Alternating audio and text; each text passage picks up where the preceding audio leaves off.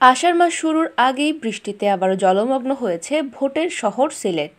সড়ক উপচে পানি ঢুকে পড়েছে মানুষের বাসাবাড়ি, ব্যবসা প্রতিষ্ঠানে।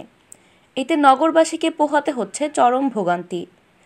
বুধবার ভোররাতের টানা কয়েক ঘন্টার ভারী বর্ষণে জলমগ্ন হয় নগরীর নিম্নাঞ্চলের বেশ কিছু এলাকা।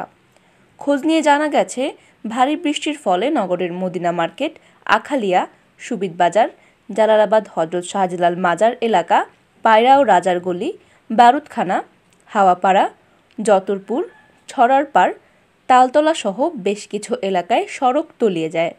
অনেক এলাকায় সড়কে হাঁটু পানি দেখা গেছে। সড়ক উপচে পানি ঢুকে পড়ে মানুষের বাসাবাড়িতে।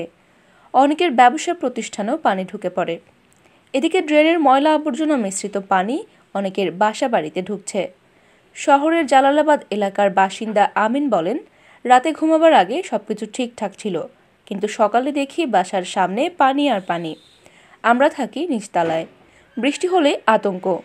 আজও ঘরের কিছু অংশে পানি ঢুকেছে। জিনিসপত্র নিয়ে টানাটানি করতে করতে আমরা হয়রান।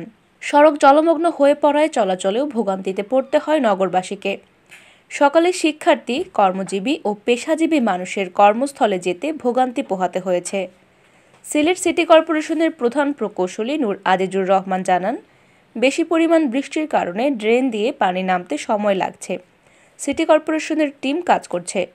কোথাও ময়লা আবর্জনার জন্য পানি আটকে গেলে তা পরিষ্কার করে দেওয়া হচ্ছে।